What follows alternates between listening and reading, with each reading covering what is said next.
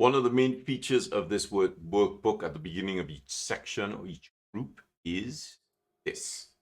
So we have a Nib&Ink letter, we have the Ductus, we have Brushpen work, and we have the Angular Confinement pattern and the monoline that fits into that Angular Confinement pattern. This is really important because learning to write the script in monoline gives you an understanding of the skeletal structure of the script.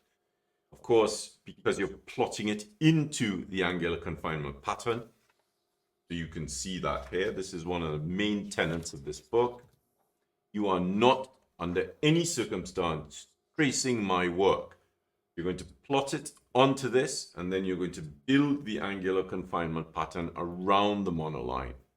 Because you're not tracing anything that I've written, you're really working on understanding the structure of the script rather than tracing over letters. So this is a really, really interesting way to learn. It really helps you to plot the letter within the confines of the grid, and it gives you a deeper understanding of the shape and the volume and internal and external balance of the lines.